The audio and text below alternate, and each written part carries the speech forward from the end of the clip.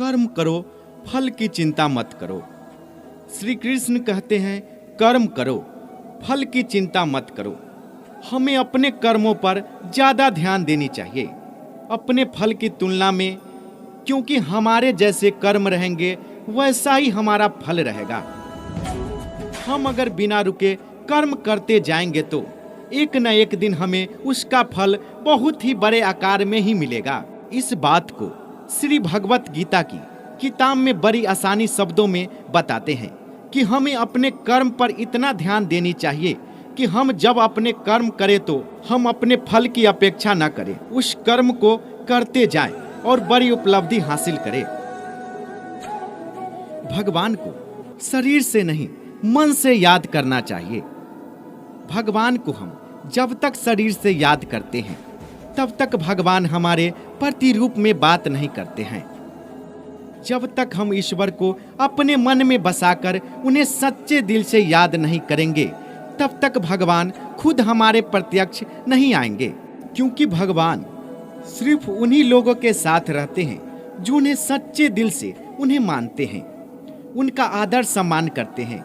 इसीलिए श्री कृष्ण अर्जुन को बताते हुए कहते हैं कि हम अगर भगवान को सच्चे मन से याद करते हैं तो भगवान हमारा साथ जरूर देते हैं, हमारे अंदर एक सकारात्मकता भर देते हैं और एक नई ऊर्जा का निर्माण करते हैं, जिससे हम अपने जीवन को सफलता के मार्ग पर खड़ा कर देते हैं। और भगवान उन्हीं का साथ देते हैं जो उन्हें मन से चाहते हैं। क्रोध पर नियंत्रण करना। श्री कृष्ण कहते हैं क्रोध को पी जाना ही बेहतर है, क्योंकि हमें जब क्रोध आता है तो काफी सारी नुकसान कर देता है।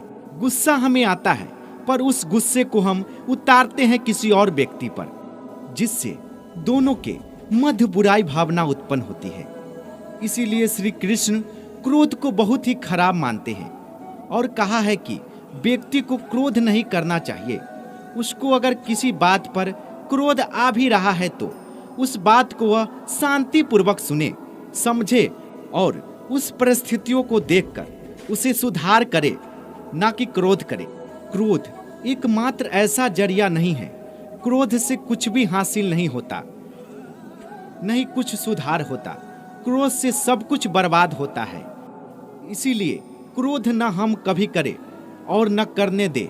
इस बात को अगर जीवन में अपना लिया तो आप लोगों को कुछ नए नजरिया से देखेंगे, जिससे एक नई ऊर्जा उत्पन्न होगी और इस ऊर्जा से आपके जीवन पर बहुत ही गहरा प्रभाव पड़ेगा। आपकी जिंदगी काफी हद तक निखर कर